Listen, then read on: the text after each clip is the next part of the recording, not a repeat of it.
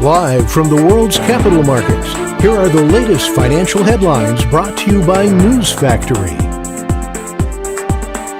Hello and welcome to Monday's Daily Financial Review. Here's what's making the headlines in the markets today.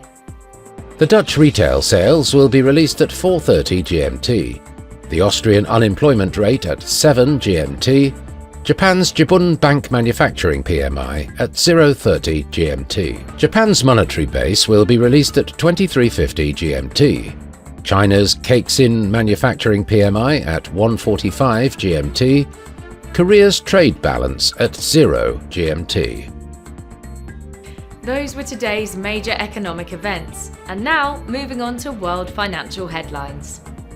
China's manufacturing activity shrank for a fifth straight month in August, an official survey showed, suggesting producers are waiting for further clarity on a trade deal with the US, while domestic demand remains sluggish. Gold prices rose around 1% and were poised for their best monthly performance since April, as US inflation data reinforced expectations that the Federal Reserve could cut interest rates next month. The dollar weakened against the euro and Swiss franc to end last week, on course for a 2% decline in August against the basket of currencies, as traders prepared for a US interest rate cut by the Federal Reserve next month. Coming up, the choices from our chief analysts for today.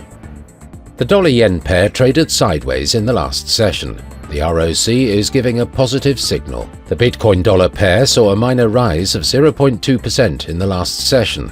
The Williams indicator is giving a positive signal. The Aussie got a slight bump of 0.1% against the dollar in the last session.